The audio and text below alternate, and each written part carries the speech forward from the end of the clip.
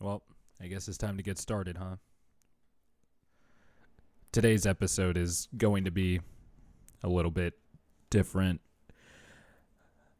You probably have a good idea of what I'm going to be talking about, considering what's been going on the last couple of weeks.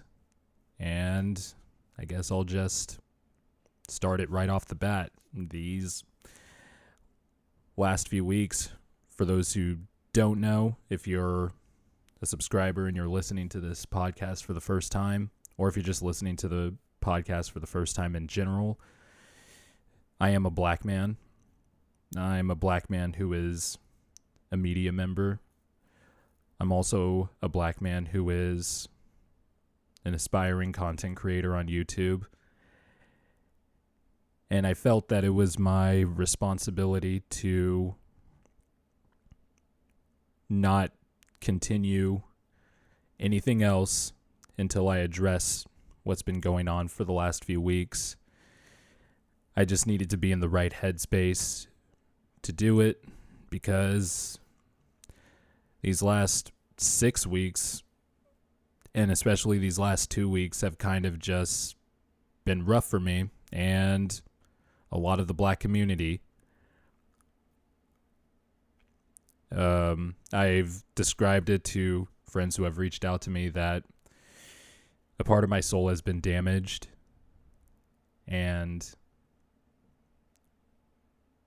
but it's also burning with a white hot fire that I've never particularly felt before in my life. Longtime friends that have known me have seen me get upset. You know, we argue, we fight sometimes. It's absolutely not hyperbole when I say that these last 10 days, especially the first week when all of this finally started hitting the fan, was the most angry I've ever been in my life by a pretty good margin, and it's definitely the longest I've ever been angry. So, the morning of May 26th, it was May 26th, which honestly seems like 2 months ago. I woke up, I do overnight shifts, so I woke up at about 9 o'clock in the morning, that Tuesday morning, and I didn't even see the George Floyd video first. I ended up seeing the Amy Cooper video first, where she threatened to call the police, falsely claiming that, quote, an African-American man is threatening her life, which was not true whatsoever. The guy was just in the park, bird watching, saw somebody violating leash laws, and then for some reason, this lady thought that she could use her privilege and weaponize it to call the police, and thank God nothing happened. Because honestly, given what we have seen this entire decade, it could have very much happened to Christian Cooper, the African-American man who was bird watching in the park. And before I even get to the George Floyd video, I just want to talk about this video in particular because it did send chills up my spine. This lady knew exactly what she was doing. It was a white woman. Her name is Amy Cooper. She knew exactly what she was doing. She didn't like that Christian Cooper was recording her. And then she told a blatant lie, calling 911, saying, quote, that I'm going to call the police and tell them that an African-American male is threatening my life. And just the way she emphasized African-American male is threatening my life sent chills up my spine. Because we've seen it over and over again. How many times it can go wrong for black people when police get involved. And then as she's calling him, she reemphasizes it again. Again, there is an African American male threatening my life. And of course, if you watch the video, which thank God Christian Cooper was recording it, because I don't know how it would have turned out if he didn't have video. People already would have started making excuses, justifying whatever, which is how the playbook usually goes in these situations. And, you know, Amy Cooper lost her job. She lost her dog that she adopted from the SPCA, I believe.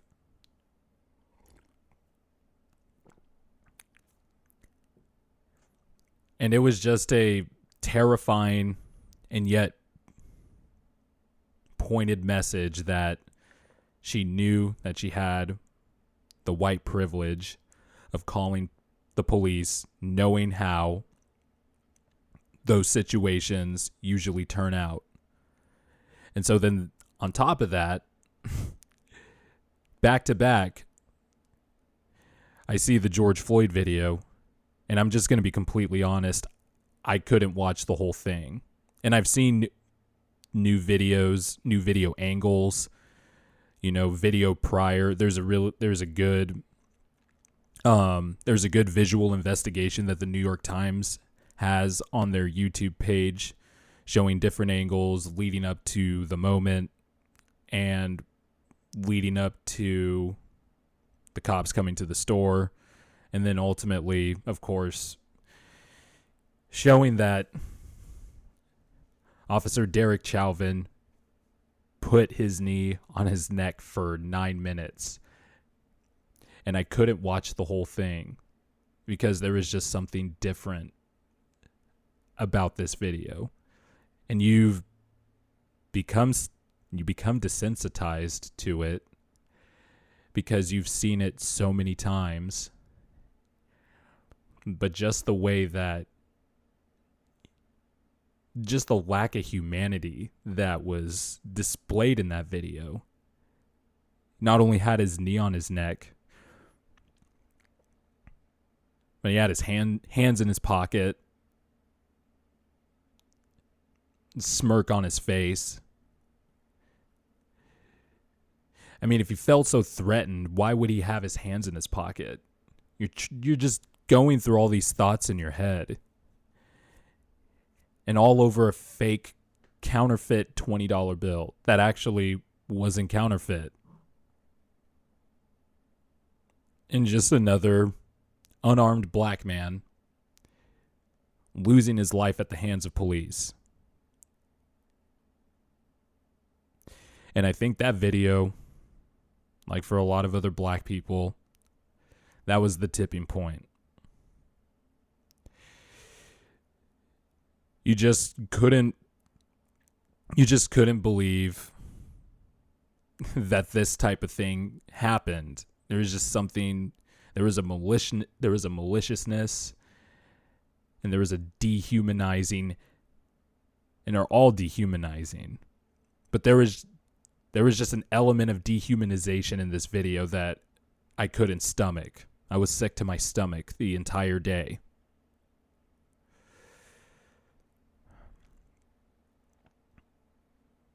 And then the fallout that happens from it.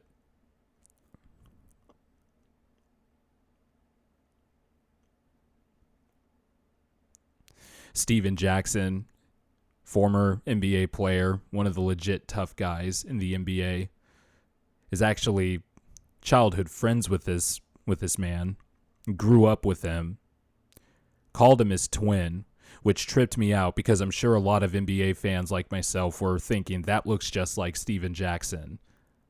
And then come to find out that they were such close friends that they called each other twin. And seeing an OG like Steven Jackson cry like that for his dead friend it's heartbreaking. Just another black life senselessly taken away. And then of course, because black people have seen this a million times. We know the playbook. It'll take a few days for the officers to even get charged after a few days of outrage, of seeing another crazy and horrifying video. Then they get charged. But then wait. Then the autopsy report from the coroner's office will probably bring up that he has underlying conditions to go along with the fact that he died because he took a knee to his neck for 9 minutes. And I don't care how healthy you are. If a human being is on your neck for 9 minutes, I don't care how healthy you are. I don't like... But we know the playbook with that. They'll bring up other stuff. Or he used to do drugs in the past. Or they'll bring out text messages. And that's the other thing that starts. The smear campaign against his character begins. To try to justify the crazy stuff that these officers do to black people. And boom, what happens? The exact same thing happens. You bring up George Floyd's criminal records, even though it has been repeated 1,000 times that he corrected his mistakes. He was on the come up in life. He had a beautiful 6-year-old daughter and was just making life in general better for himself. But no, in order to justify what these officers did, I don't even... The 3 officers, 2 of them were the 2 officers that were on George Floyd's legs, and then the 1 officer who was standing there just watching, looking at citizens who were recording this, screaming at the officer to get off of him. They're just as compliant. But they do this stuff so they could justify the heinous stuff that these officers did to that man.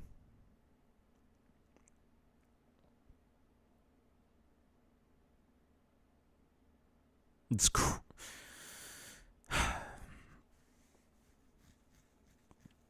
I mean, I'm going to try to get through this today. I will. Because I am in a better headspace, but I'm still... My emotions are all over the place on this. But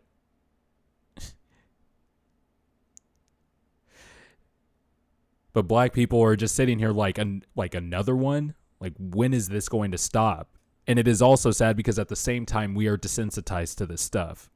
When Steven Jackson recounted the events of that morning, when he saw the video, he was initially, waking up groggy. I'm sure you've all have had that before. You're groggy. Your eyes are kind of blurry from waking up. The first thing you grab is your phone, and you really can't see the screen, which is what happened with Steven Jackson. Is somebody sent him a video, and he basically said, like, wow, another one of these? And it was the reaction of, like, you're desensitized to it. But then he completely wakes up once he realizes his phone is blowing up, and people are saying the person in his video was his friend George Floyd.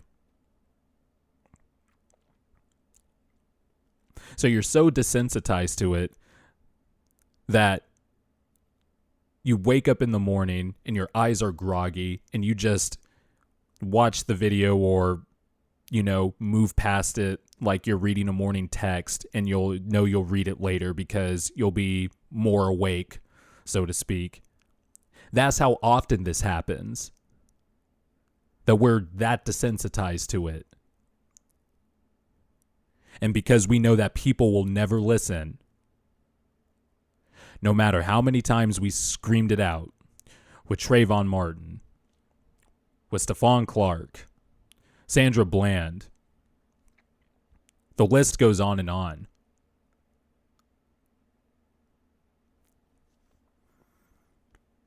And then we just get ignored. There'll be a few days of outrage. And then, of course, the excuses will start flying, which I'll talk about later, which I hate, and I'm going to debunk that.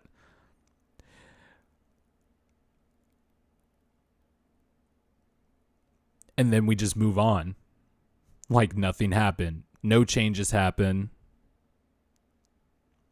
None of that.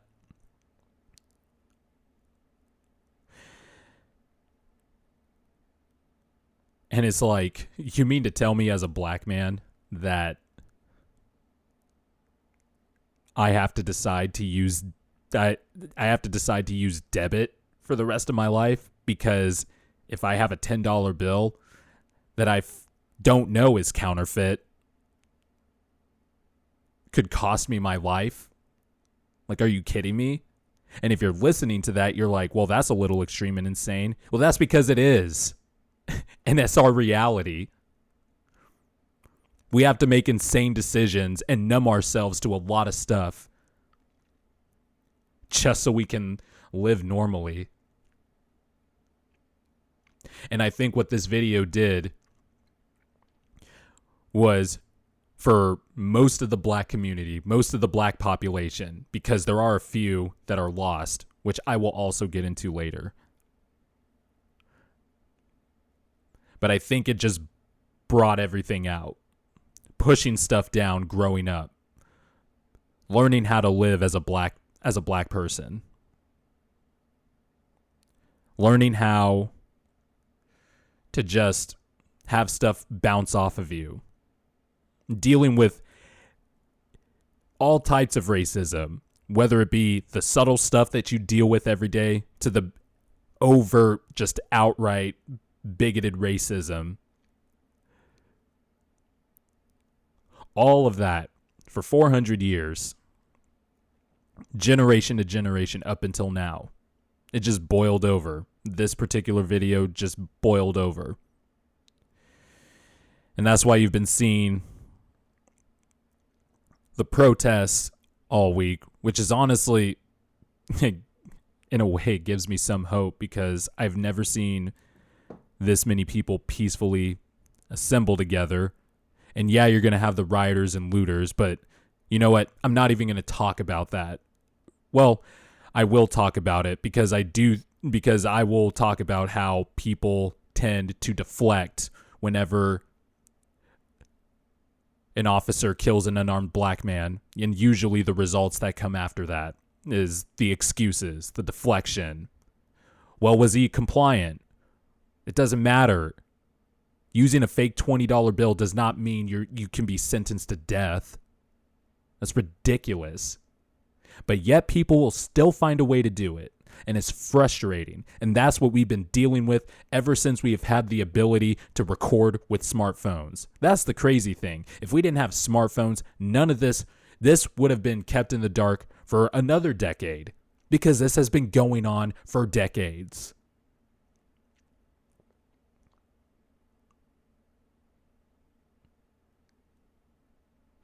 And it's frustrating when a group of people get essentially told to F off for years, for centuries, literally centuries.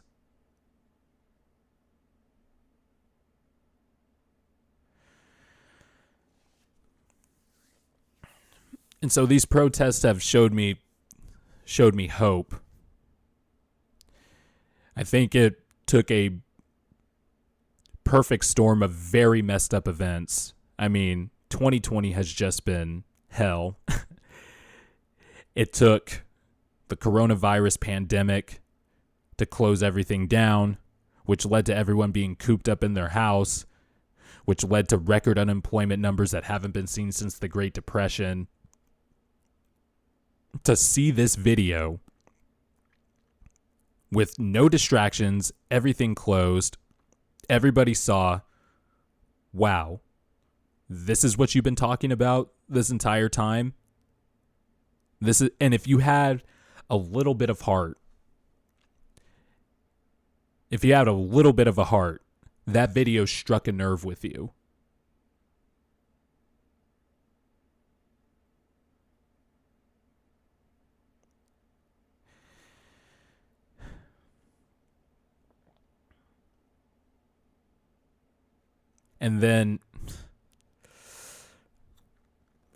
And honestly, the first few days were kind of surreal because Well, I guess before I talk about the protests that have happened since Floyd's death,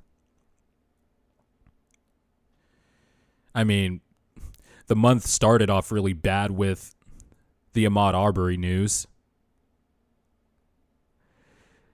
And then, of course, Breonna Taylor gets murdered in her own apartment while she's sleeping because police did a no-knock warrant on the wrong house, which the concept of a no-knock warrant is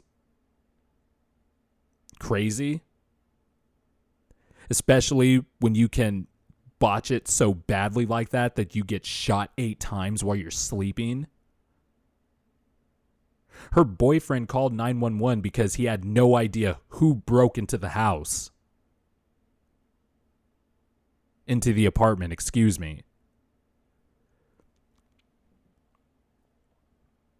All of that stuff has led up to these last few months, quite frankly, have just been a boiling point. It just has. And what boiled over was 400 years of anger and frustration. And that's a type of anger and frustration I don't think anybody ever wants to see. If it manifested itself as a person, you would run clear to the other side of the universe, let alone the world. So I'm working later that night, and I'm just sick to my stomach watching everything unfold, the reaction to the story, and all that. And honestly, if you're a black person listening to this, I'm sure you felt this, but it started unearthing all of the racist stuff you have dealt with in your life, whether it was subtle, whether it was outright. And I could tell you, as a black man growing up in Bakersfield, California, which is a hotbed for racism, that's just an absolute fact. It's a hotbed for racism and white supremacy. I lived there for 13 years, give or take. I grew up there. I started going to school in Bakersfield in 4th grade, and I transferred to a 4-year university in 2012, fall of 2012, after going to Bakersfield Community College for a few years. And trust me, I dealt with it every day. Some of the stories I might bring up in this podcast, my friends who have known me for a long time, they'll be like, wow, well, I can't believe that happened to you. Because I'm going to go into a few of the subtle racist things that I have dealt with, as well as the overt, outright, just bigotry that I've dealt with as well. But that night, it unearthed a lot of racist memories that I had pushed down, the racist situations that I have dealt with. And I cried, and I had to call my dad in the middle of the night. And I don't even remember what I said. I do remember asking him why. I do remember asking him, why doesn't this country like us? Although I'm sure I probably cussed a bit. I definitely did, knowing myself. But that was basically, I do remember that was one thing I do remember asking. And at that point, I had never felt so unwanted by a country that I don't even identify. I'll be honest, I don't even identify with being African American anymore. I just want to identify myself as black or African. Oh, but that's a little extreme, right? Well, when you've been told to F off your entire life in a country that's supposed to be the land of the free. But then you look at how your people and you as a black man have been treated. Excuse me if I don't want to identify myself with a country that treats us like absolute garbage. No matter how much progress we've made, racism didn't end when slavery ended. Racism didn't end when Jim Crow laws were abolished. It's still happening, and it's happening at a disproportionate rate to a group that makes up 13.6% of the population.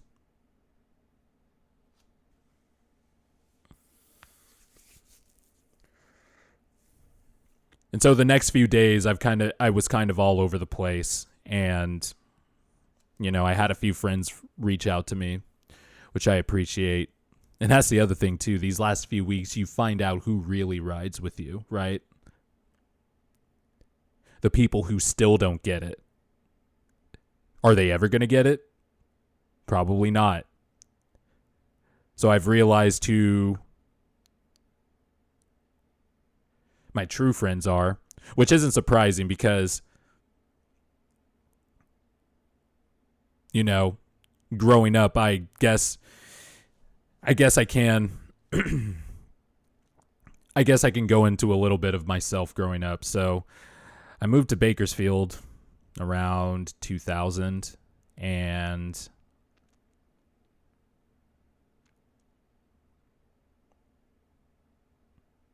I really didn't start experiencing the brunt of blatant racism until I got to 6th grade in middle school. White kids just casually throwing the N-word every day. Being called the N-word every day. I'm dead serious. Like, I had to go to the principal's office a few times to get them to stop doing that. It got to a point where my mom, and you don't mess with black moms. It got to a point where my mom had to go up there a few times. My first fight I ever got into was because a kid told me that my mom left me in the oven for too long. And I lost it. And in the middle of a test, I walked up to the kid who said it, and I unloaded on him. And then I just loaded up a giant right hand and I just hit him. Went and sat back down on my desk. Don't know how the teacher didn't see it, to be honest.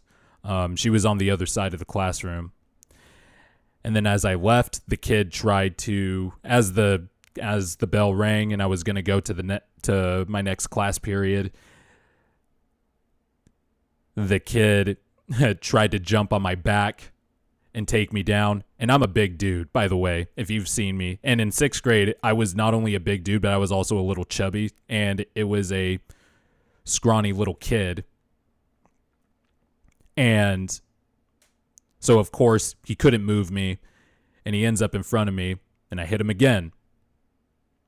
And then, of course, we both get suspended. And then the vice principal had some kind of seminar on racism, which didn't do much. When I got back from suspension, he had a racism seminar. And from that point on, I guess the school did one every year at the beginning of the year, which obviously did not work because it still went on. And as I got older, it was less of the overt stuff, like being called the N-word and being told that your mom left you in the oven too long. And then it became more of the subtle stuff, like white kids trying to be funny, asking me, "Oh, is it true about black stereotype X? Is this black stereotype true? Oh, no offense, but... Oh, you're not like the other black people." Like, what the... What does that mean? And it was that type of stuff that I dealt with every day. You know, I grew up middle class in Bakersfield. I should have mentioned that from the jump. So I lived in a predominantly white neighborhood. I went to a predominantly white high school at Centennial, where there was, if I had to give some type of estimation, I'd probably say there were probably about 15 black kids there, 15 to 20 black kids there, out of what? Over 1,200 students. I mean, I did not see many black kids there. And just the subtle racism, like being told straight up by a white woman that she has a fear of black people. And then you're supposed to sit there and just take it because, again, you're dealing with this subtle stuff every day and you just numb yourself to it because you want to try to live a normal life, you know? You don't want this to drag you down all the time. And it's just like when you're growing up and your parents are teaching you the realities of being a black man.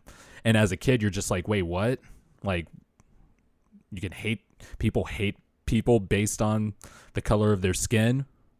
There's certain disadvantages you have because of the color of your skin. And then as you grow up and you see it come to fruition and come to reality, as you get older and more independent, you figure out your own ways to numb yourself to it.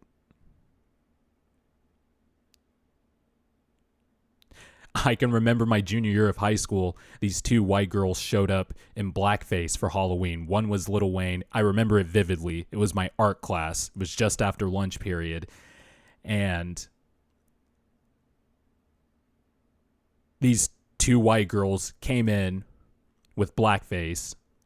One was supposed to be Lil Wayne, and one was supposed to be one of his black dancers. And you can imagine they dove deep into the stereotypes with that. They went off with their quote unquote costumes. And I remember feeling a certain way about it.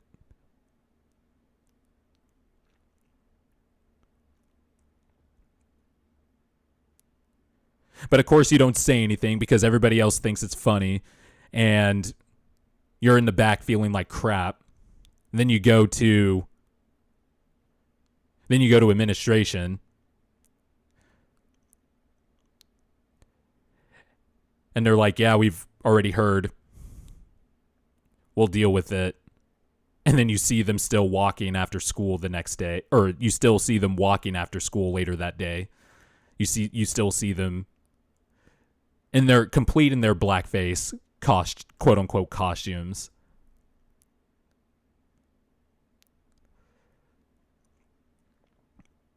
And keep in mind, I'm middle class.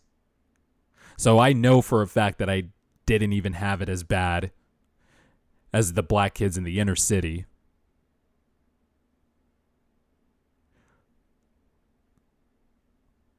Or in the poorer areas.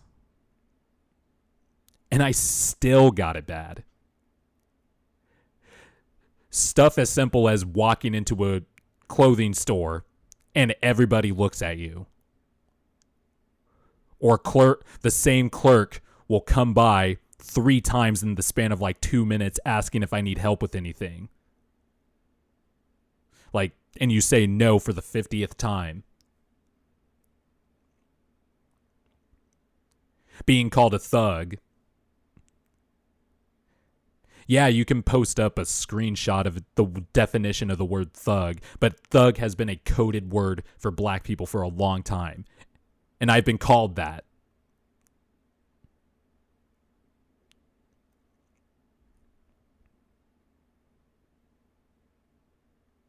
Really, the only way to, I guess, gained some status was playing sports. And I wasn't the popular kid. I wasn't the popular kid, or I guess you could say I was neutral because, I kind of knew everybody. I had my group of friends. And I guess it just goes back to how I surround myself with friends. Now that I think about it, I guess I had a little bit of trust issues with people. And so the people who became friends with me, that's why I'm so loyal to my friends. Because I know those were the people that would like me for who I was.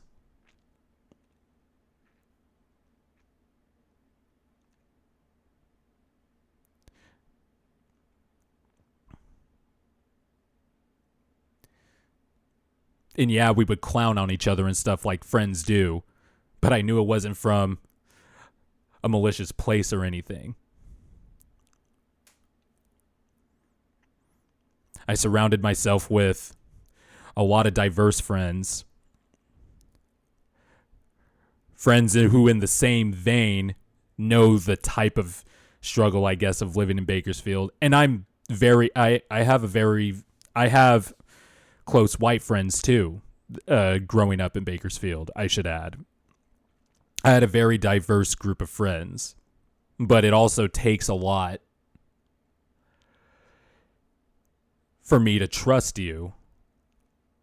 And I guess now that I'm thinking about it, growing up, the reason I was like that, and I'm still like that to a degree, was because you dealt with so much in a hotbed racist community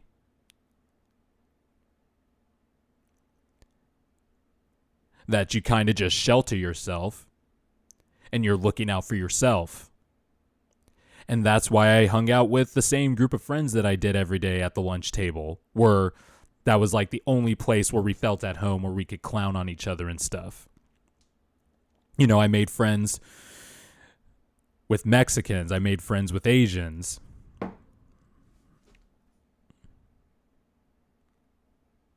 Made friends with black people. The few that were there. Some of them were my teammates. When I played basketball up until my junior year, or I quit before my junior year.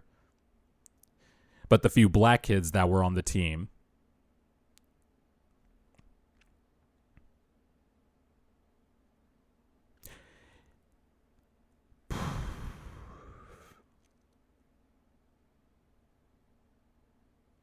it just brings up all these memories.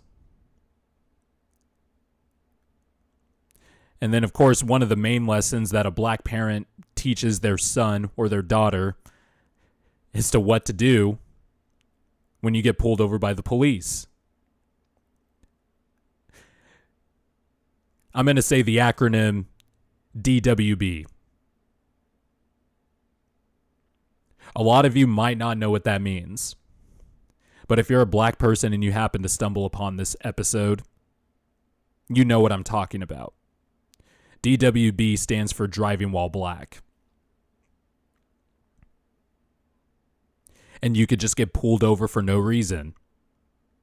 And that happened to me. Happened to me and one of my friends who will not be named. Friend who is half Asian, half white. Dad was a part of the police force, the Bakersfield Police Department. And, of course, the Asian features of my friend show out more than the white features. So, I say that because me and my friend were driving. We're driving in a residential area. And, we're driving home from the store. We're driving home from that plaza. If you are from Bakersfield and you're listening to this, we were driving off of Fruitvale from those plaza that plaza full of stores on Fruitvale Road. And we were driving home past Centennial. I was in a red Mustang with my buddy. I was the passenger. We're doing 25 or 35, whatever the speed limit was in that residential area. You can't really go too fast. It's a residential neighborhood. And we get pulled over. So cop has us roll down the window. License, registration, the whole deal. He walks around the car for 10 minutes, probably. It felt like 10 minutes. We're wondering what the hell we did wrong. He's shining the light in the car, looking for stuff, looking for whatever reason to get us out of the car. Goes back to his car, comes back to the driver's side to where my friend is, and says something to the effect of, your tail light is out, license plate light is out, have a good one. That was it. Oh, your light's out, have a good one. And then we get home, or we had a chance to get out of the vehicle at one point, and we look, lights are fine.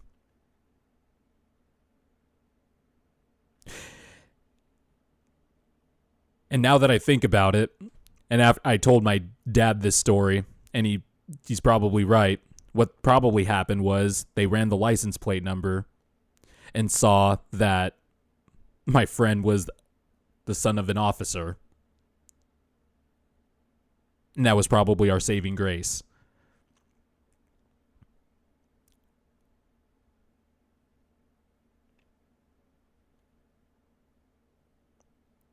And to tell you that I was scared is an understatement. And that's the type of stuff that we have dealt with all the time.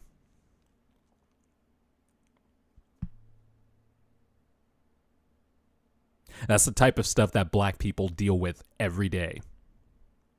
Another example, it was about a month and a half ago. There's an unprotected left turn as I leave my apartment. And there's traffic going both ways, and you obviously have to time it to complete your left turn so you can get on the other side of the street. And I cut it really close. This is a situation, by the way, I will just say ahead of time, it was 100% my fault. I deserved to get pulled over for what I tried to do. So I cut it really close. I thought I could make it. I gunned it and barely made it. But in the process, I almost cut off a CHP officer. My timing was off. My depth perception was off. I made a poor judgment decision. It was a dangerous turn on my part. I'll admit it. I was wrong. I shouldn't have tried to do it. I should have just waited a little bit longer for traffic to clear. But I thought I could make it. We've all done it before. You think you can make something, and you're not going as fast as you want to, making the turn. And so I almost cut off a CHP motorcycle. And so, of course, the CHP motorcycle pulls me over into the nearest parking lot. And even though I knew it was 100% my fault, there is a chance in the back of my head, and it might sound dramatic to some, but for black people, it's not. There is a chance that I could die.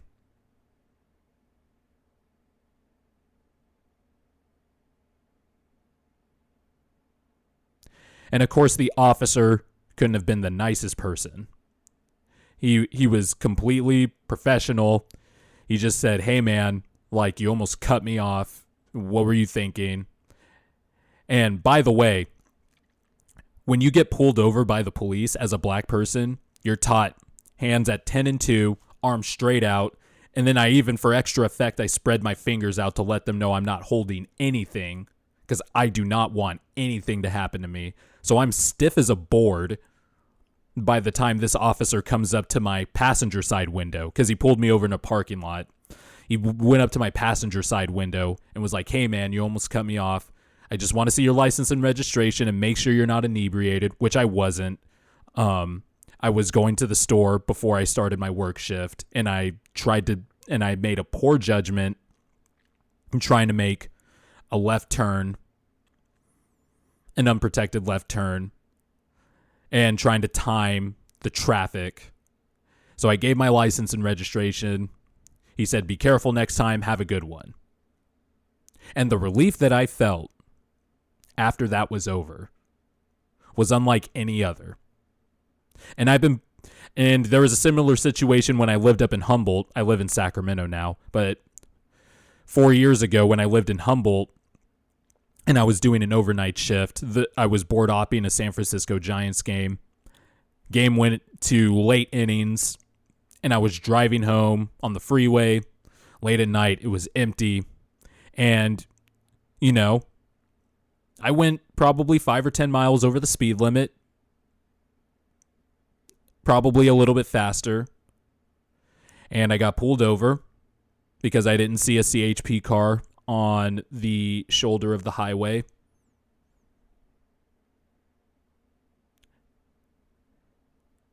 And he was basically like, "Look, I know no one's on the freeway. Just be careful. Please drive home safe." Didn't get a ticket or anything. And it was the same thing. Hands at 10 and 2.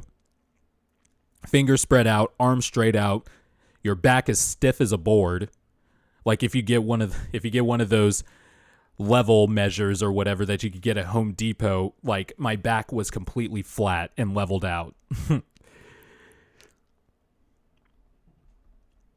And those are just a few examples. And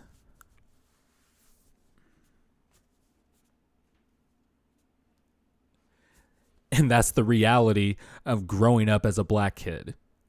And I could go into a whole list of things. Like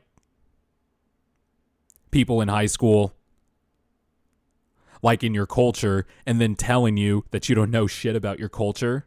You know how offensive that is? "Oh, you don't know real hip hop. I listen to Lil Wayne. I listen to the Carter 3 once. You don't know real hip hop." That was Lil Wayne was the big thing in high school. I was never really a big Lil Wayne fan, by the way, but I digress.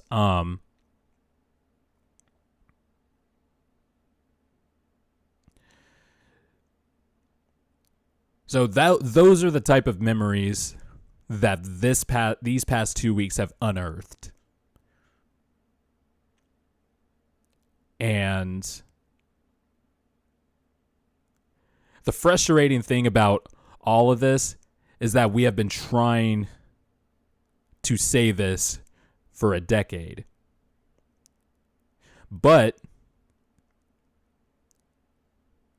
And people will ask, well, friends, if you have friends who are black people, or if you're a friend of me and you're just like, well, why haven't I heard this story before? Well, you deal with so much every day. There's also an element of you don't want to be the guy who brings up race all the time, because for so long it's been uncomfortable for people. People don't want to confront that issue, which is a big problem with this country at large. They haven't confronted with the sins that they have done. And you don't want to bring it up all the time because you don't want to be seen as the guy who brings up race all the time. And you also don't want to be the guy who is quote unquote the Debbie Downer whenever you're hanging out with your friends. And also there's an element of it of you just want things to be normal. You're with your people. You're with the people who care about you. And so you kind of you don't bring it up. And that's the reality. And it's that type of stuff that has contributed to why this happens all the time. And then not only, so what you have been seeing these last 2 weeks is 400 years of pent up frustration. So whenever I hear people complain more about the rioting and the looting, which, by the way, I should reiterate, because of course what I'm going to say is going to be twisted out of context. I do not condone violence, rioting, or looting. But I get it. At least the first few days when this was happening, I got it. You peacefully protest. You can't... Oh, no, not like that. Colin Kaepernick takes a knee during the national anthem. No. You can't peacefully protest like that. NBA players wear I Can't Breathe warm-up shirts. No. You can't peacefully protest like that. When you get told no over and over again, and you told over and over again you can't peacefully protest, well, now guess what? This has everybody's attention now. And it might not have been the quote-unquote the right method, but when you tell a group of oppressed people for over 400 years to F off while giving them the double middle finger, guess what? Sometimes we've all been mad before in our lives. We've all been mad at some point to where you can't exactly think straight. When you got a group of people that have been mad for 400 years, generational anger, by the way, there's no telling what could happen.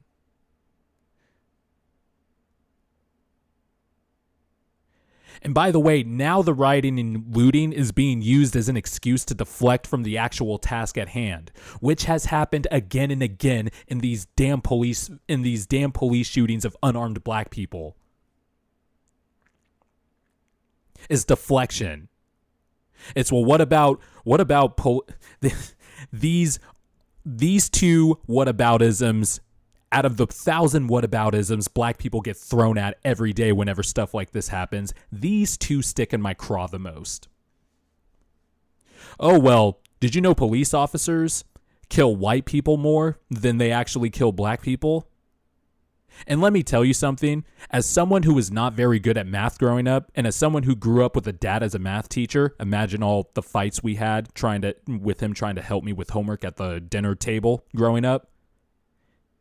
Even I know you should give numbers context. Sure, the raw number might say that officers kill more white people than they do black people. But it's important to note that according to a 2019 U.S. Census, white people make up 76.5% of the population, while black people, as mentioned earlier, make up 13.6%. So it's not about the raw number.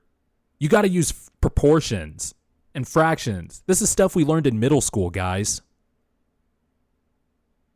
And if you, whatever average metric you want to use, per 100,000, per million, per capita, per whatever, the rate that black people get killed by police officers far exceeds any other race in this country.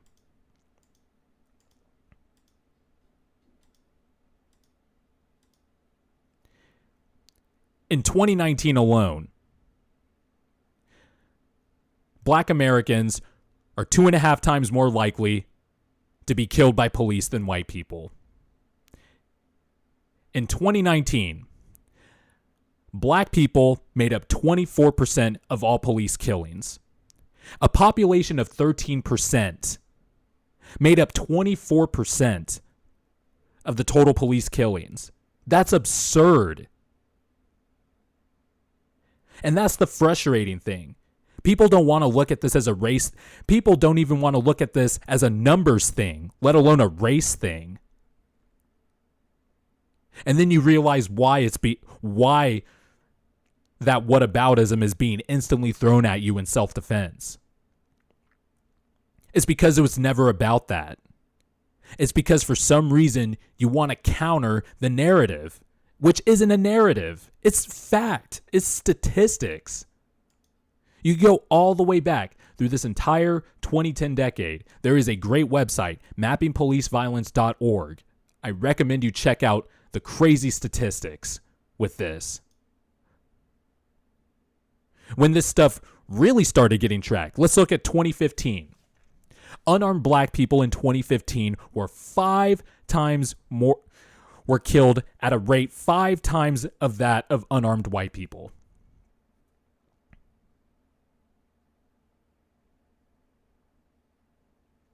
Police killed 104 unarmed black people in 2015, which was twice a week. Nearly 1 in 3 black people were killed by police in 2015. And if you keep looking at every year after that, up until now, it hasn't changed. And then the other whataboutism we get thrown at is, well, what about the black on black crime? Don't you want to fix that? First of all, don't insult my intelligence. Don't insult my intelligence. Of course, black people want black people to stop killing each other. That doesn't deflect from the bigger problem at hand, is that the people who are sworn to protect the community that they serve are killing off a minority group at an absurd rate. The minority is dying. Of course, we don't want anybody to die of police brutality, but there is a problem when a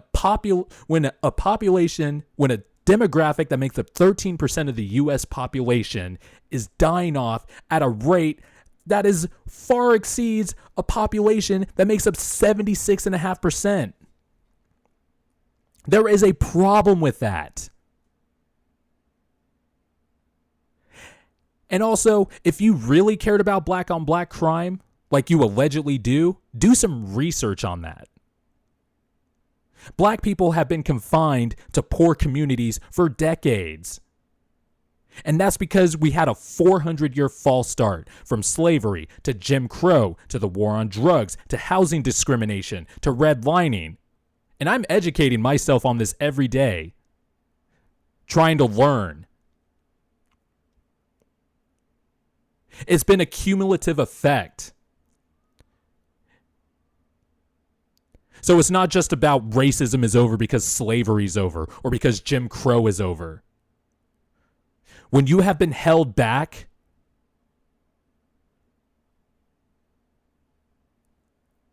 a 400-year false start,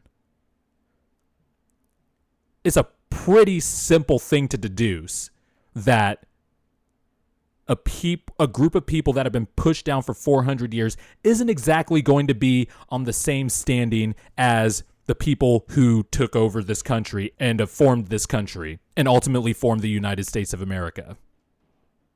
We're not going to be on equal standing. That's just the facts. If you have a 400-year false start, there's a lag effect there.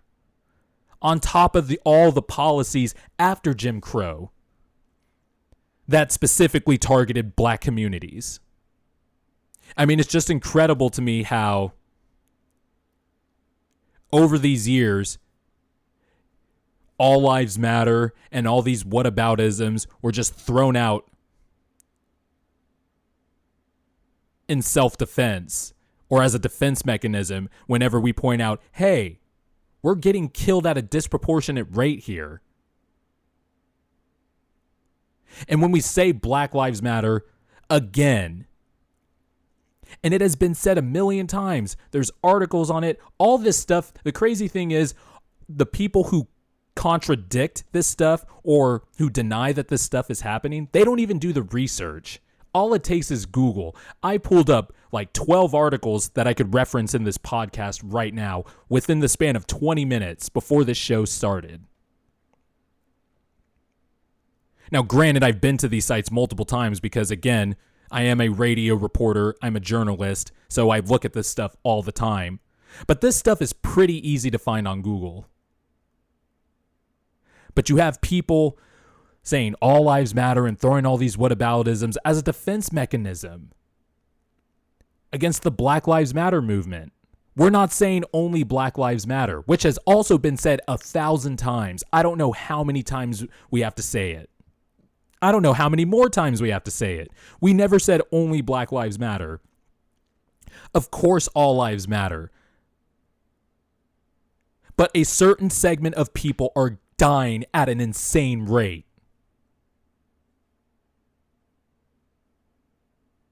And it's frustrating when when we cry for help, and then we just get kicked down the cliff again.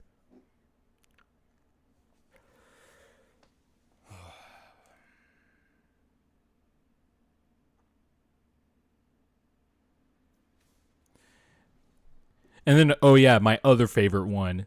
It's like, of course we should stop racism. All racism is bad. You're not winning the Nobel Peace Prize saying that, by the way. Like, we all know racism is bad. But I think it's more than fair to say that certain minorities in this country have faced a hell of a lot more racism than the one that makes up 76.5% of the U.S. population. And just some of these stats are insane to me. Like Minnesota, where the George Floyd murder happened. If you thought the U.S. statistics are crazy, Minneapolis is even more crazy. There's an article on the New York Times. Minneapolis police use force against black people at 7 times the rate compared to when it gets used against white people. And then you keep scrolling down this New York Times article. Since 2015, the Minneapolis Police Department have documented using force about 11,500 times. For at least 6,650 of those acts of force, the subject of that force was a black person. By comparison, the police have used force about 2,750 times against white people, who make up 60% of the Minneapolis population.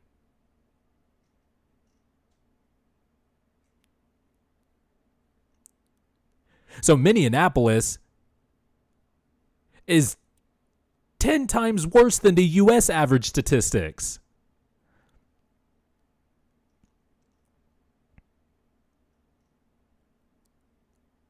And that's what we've been dealing with as a country at large. By the way, it doesn't help that the president of the United States has emboldened this type of behavior. It emboldens an insane person in Utah to show up with a bow and arrow at a protest. By the way, if you guys haven't seen this, a white person showed up to a protest in Utah with a bow and arrow, screaming "All Lives Matter." There's video of it. And he begins to cock back his bow and arrow. He woke up that morning deciding he's going to take a hunting bow to a protest to shoot some protesters, specifically a black person, because as he cocked back his bow and arrow, a white person was running towards him to try to stop him, and a black person was running behind the white person, charging at the guy with the bow and arrow. And the guy with the bow and arrow didn't even pay attention to the white person that was in front of him. He took aim at the black person behind him. Now, the video doesn't make it exactly clear if he hit him or not, but you see the black person fall to the ground after he fires the bow and arrow. And then, of course, everybody jumps on the guy. They flip his car over, and they burn it, light it on fire, the whole deal. On top of the fact, a TV station interviews the guy who brought the bow and arrow to the protest, has a bloodied face and everything from what just happened to him. They interview him like it's a post-game press conference. That is insanity. Now you tell me, if a black person showed up to a protest cocking back a bow and arrow, tell me you think he's getting out of that situation alive. Let alone getting a post-game interview. And then the interview on top of that was a doozy. He just straight up lied. He said that he was in the car. He was saying he was protecting the protesters, saying all lives matter when they flipped the car over. And then he said he was attacked by 2 black African Americans. He didn't say African American or black. He specifically said, I was attacked by 2 black African Americans. Keep in mind, in the video, the only black person that was in that video was the one that he took aim at. It enables two people in Georgia to hunt down Ahmaud Arbery like a damn dog. Just because he was jogging and looking into a construction house. We were all teenagers. Any human with any sense of curiosity has wandered towards a house that was under construction. Me and my friend would go to this area where houses were being built, and we would look inside construction houses all the time.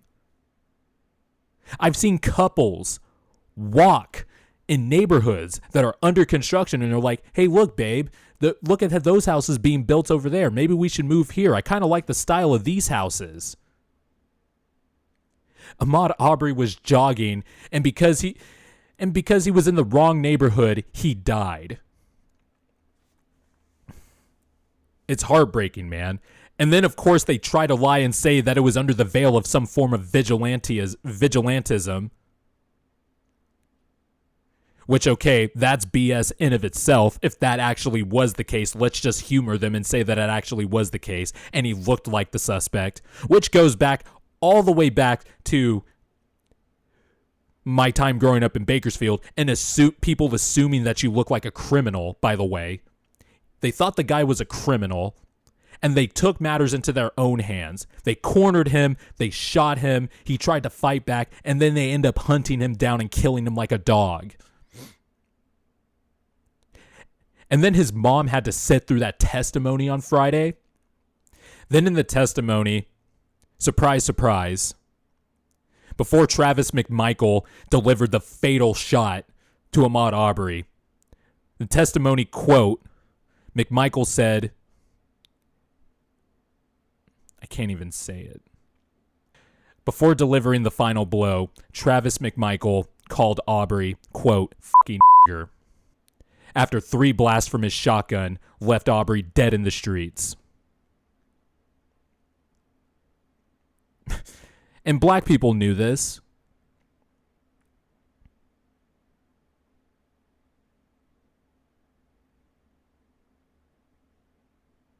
We knew it was an act of racism. We knew that they did not like a black person in the neighborhood. Just wandering into a construction house. And then to add insult on top of injury, that video happened in February. Those guys walked around scot-free for 2 months, and it took a video surfacing in the first week of May and a week of outrage for them to finally do something in Georgia. This happened in February.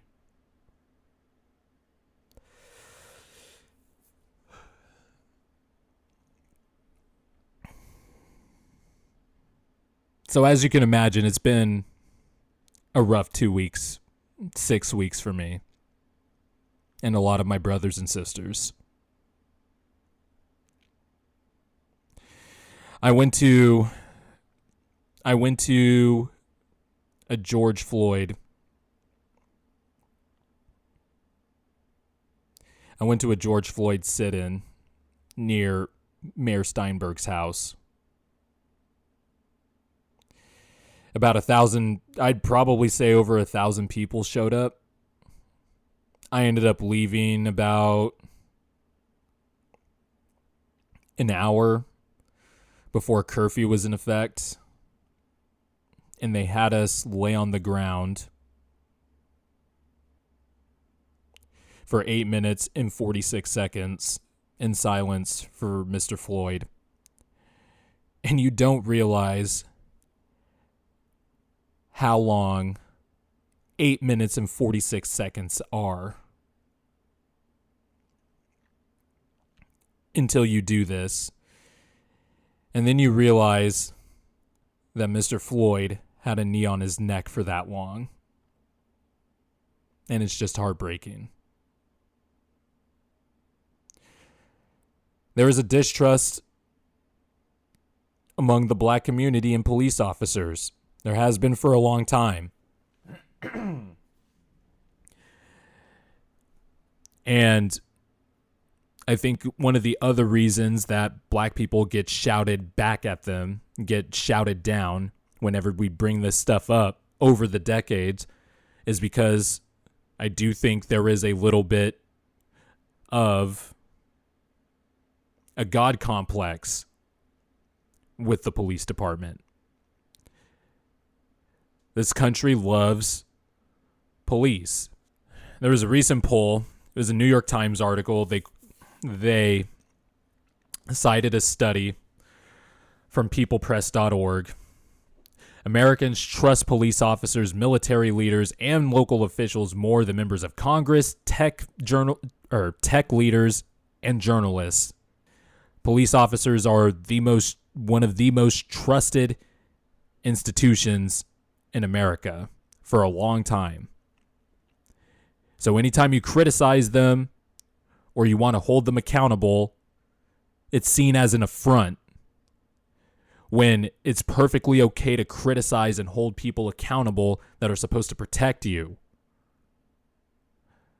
I mean, the chief of police in Milwaukee recently compared all the criticism that police departments have been facing the last few weeks. He compared it to Jesus Christ being crucified 2,000 years ago. As soon as he started off his quote by saying 2,000 years ago, I immediately was like, you got to be kidding me. And look, in fairness to the police chief, he was distraught because one of his own was injured in these protests. But that was irrelevant to his initial point of saying police departments are being crucified like Jesus Christ, because he later goes on to say that they're being crucified because of the rioting and the looting and they're being taken advantage of. No, that's not it. That's not relevant to what you were just saying earlier. All you had to do was just cut out that part and be like, look, people are taking advantage of the rioting, or people are taking advantage of the protest by rioting and looting. You just wanted to bring up that they were being crucified like Jesus Christ. And that goes back to what I'm saying about the criticism and holding police officers accountable. I think it's completely fair to do so. And now that people are realizing that this has been happening to us forever, this doesn't feel like a social media bubble thing. Because like I said, everybody's cooped up in the house. Everybody. People are out of work. People are mad because they can't work and can't make their money to survive. Everybody saw this video. And this is why this is one of the few times as a journalist where I would say go to Twitter or watch your local news channels. One of those two. Your local news station, or go to Twitter, because the national media at large only cares about the rioting and the looting, although that's kind of died down in the last couple of days, which is good because that means people are now focused on the message, and a lot of that is actually being backed up. So I saw a recent statistic, if I could just, I have so many tabs open because I've just been rereading just all this stuff. Okay, here it is. So,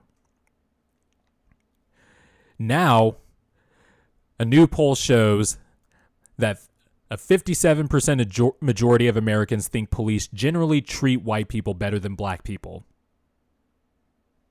Black people, of course, and no surprise, in particular, say this at 78%. But that 57% number is important, because that's up like 20 points from another polling on this topic back in 2016, I believe. The polls that have been coming out after all of this has happened has been insane. The public opinion now is the majority opinion now is that finally, yes, people are seeing that black people are being treated at a disproportionate rate by officers compared to other ethnicities.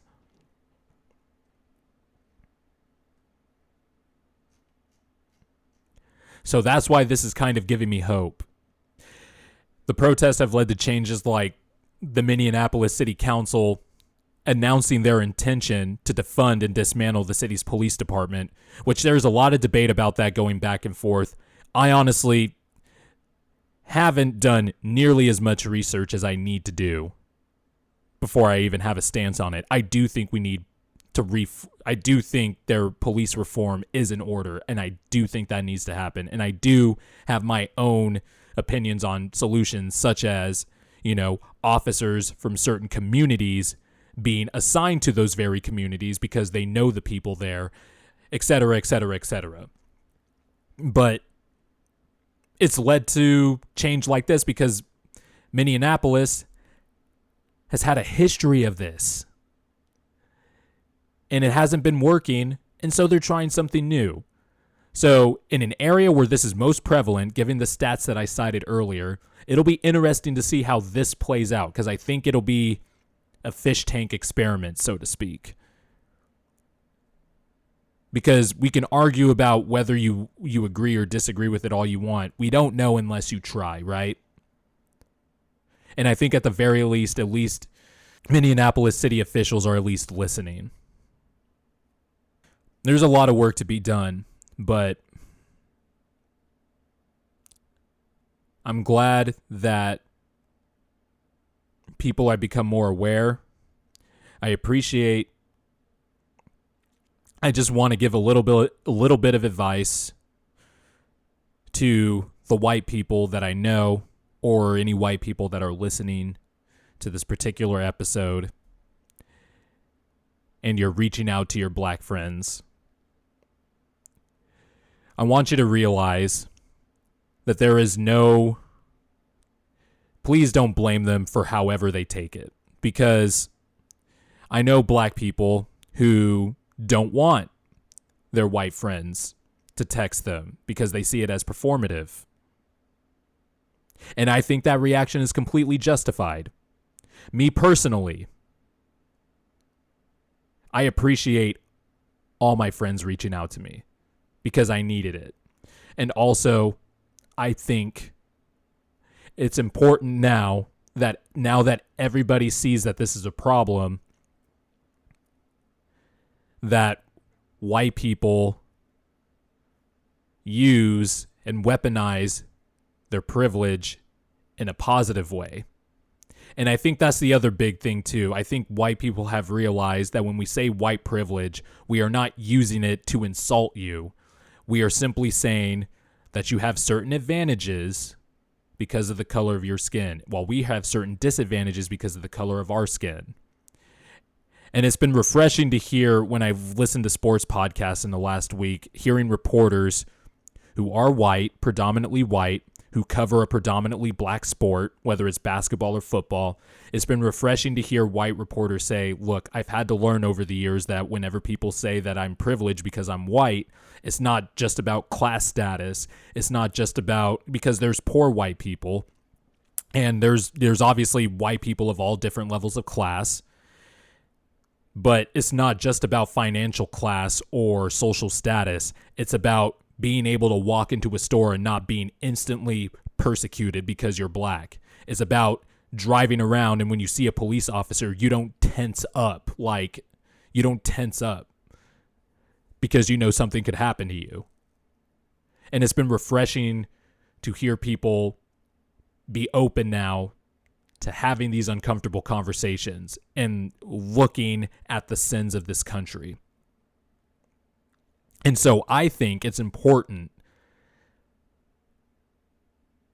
for white people to help us in this fight, because their voice can help us project in a more loud, more pronounced, and in more unique ways than what black people have been trying to do for a decade. Well, not for a decade, but for centuries. But I also understand I understand a part of the black community that is exhausted and tired, and they don't want those texts, or they don't respond to those texts. It could if you have multiple black friends, the responses may vary. just realize that there is no right or wrong way for them to react to this, because this is an emotion. This is an emotional baggage that has just exploded that we haven't felt before, and that, quite frankly, we're uncomfortable with.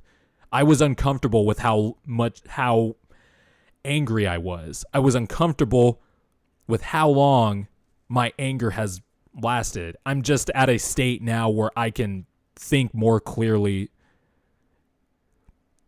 and think with a clarity to be able to do this podcast, because I had to say something about it. But I do hope this leads to some type of change eventually. It just feels different. I mean, you've got historians who have been tracking protests and movements forever, saying that this is the largest and most diverse protest they've ever seen in their life. And the energy is still going, it's crazy. And that's one of the things I worry about, is that while this has been in the news cycle for a bit now, I'm worried that the energy will die out. But there's also a part of me that says 400 years of pent-up frustration is the perfect fuel to keep this going, no matter how exhausted and tired we are of everything.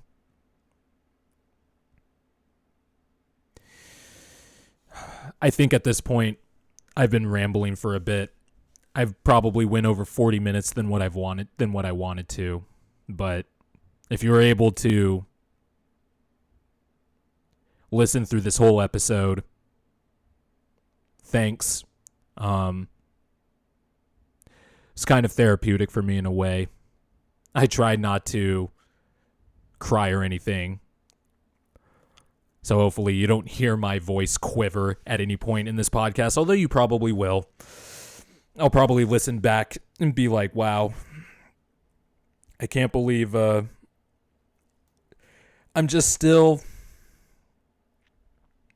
still got a lot of work to do, and we got to be better. Educate yourself. The best thing is that people who were on the fence on this, well, they have no choice now. The fence has been knocked down. There's either right or wrong, and that's how black people have been feeling, and you can't blame them for it. The small businesses will build back up. The GoFundMes that I have seen this week, small businesses that have had their stuff destroyed, they are crushing their GoFundMe goals. We can build that back. We can get people's jobs back. We can rebuild. You can't reborn a life that's been lost. And I just want that to be the focus. That's what the focus of these protests are. And by the way, just one more note. The looting and the rioting that had been going on the few days after the initial protest happened in Minneapolis. Again, this is why I would say go to Twitter so you can actually get video from people who are on the streets, because again, everybody is on it now. There's nothing better. We have nothing better to do. You'll see that it's undercover cops laying down pallets of bricks on corners of streets. And you see that also it's white supremacist groups, or in some cases, Trump supporters. Not all Trump supporters, because I know people are going to lock onto that. Not all Trump supporters, but Trump supporters going to stores during these protests and breaking windows. And it's the black people that are trying to stop them, because they know that if you keep doing that, it's going to take away from the message of the protest. But thankfully, these last 3 or 4 days or so, there hasn't been any major coverage of the looting and rioting. Also, I would say go to Twitter, because there is a master account from a reporter, I believe. He has kept track of every video of every instance of police attacking peaceful protesters, attacking reporters and journalists, violating their constitutional rights, which as a journalist, I am just add on to the level of me being offended that my fellow reporters are being attacked with rubber bullets for being there covering the story that is within their constitutional right. There is over, I think that account now has over 400 videos of police brutality on protesters, which that was the other whataboutism, is the bad apples argument. We have seen that it's not just a bad apples thing. And I would also encourage you to just Google all types of articles on police culture, how good officers are scared to report terrible behavior from their colleagues because they're afraid their higher ups will just boot them off the force and fire them. There's all kinds of stuff like this. And that's why we need police reform. And again, I'm not arguing one way or another to disband the police or whatever. I haven't even done enough research on that. At the very least, we need reform. Because people are scared. And there is a huge distrust, more than ever. And based on these recent polls that have been skyrocketing since this happened, I imagine that distrust is not just going to grow among the black community, but among the white population as well.